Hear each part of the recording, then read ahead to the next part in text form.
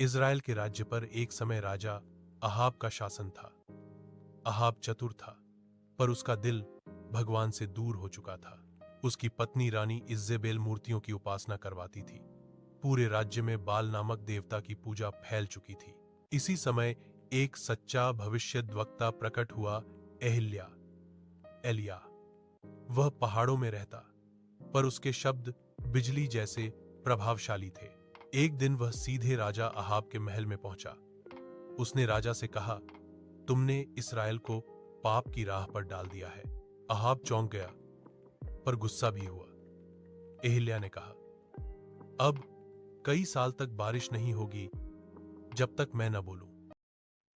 यह सुनकर पूरा दरबार सहम गया। एलिय्याह वहां से चला गया और बारिश बंद हो गई। नदियां सूख गईं, खेत बंजर हो गए। राज्य में अकाल फैल गया।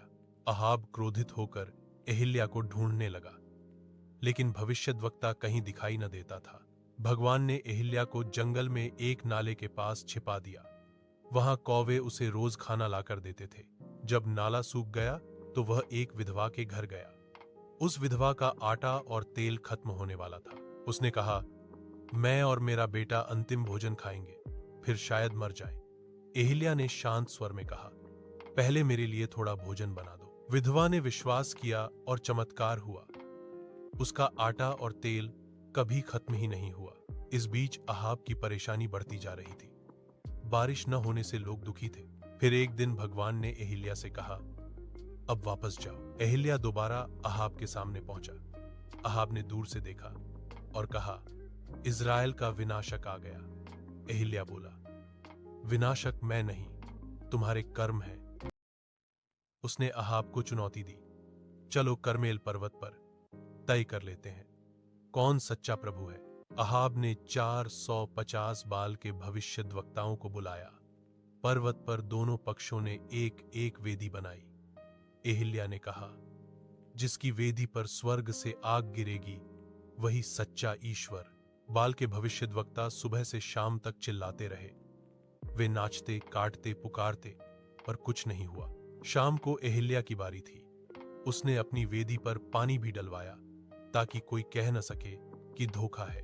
फिर उसने प्रार्थना की, हे प्रभु, लोगों को दिखा कि तू ही सच्चा ईश्वर है। अचानक आसमान से आग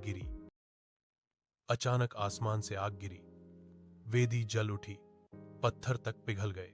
लोग घुटनों पर गिर पड़े। यही है सच्चा भगवान। अहाब स्तब्ध रह गया।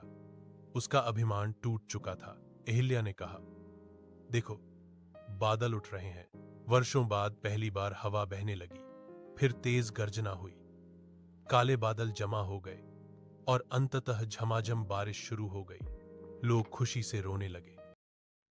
खेतों ने फिर से जीवन पकड़ लिया। अहाब को एहसास हुआ कि परमेश्वर से सामना कोई नहीं कर सकता। एलिय्याह फिर पहाड़ों की ओर चला गया, जैसे कोई महान योद्धा। उसकी कहानी पूरे इज़राइल में फैल गई। लोग कहते, एलिय्याह के शब्दों में भगवान की शक्ति रहती है। अकाल खत्म हुआ, पर उस दिन की सीख हमेशा याद रही, सच्चाई के सामने अंधकार कमजोर पड़ ही जाता है।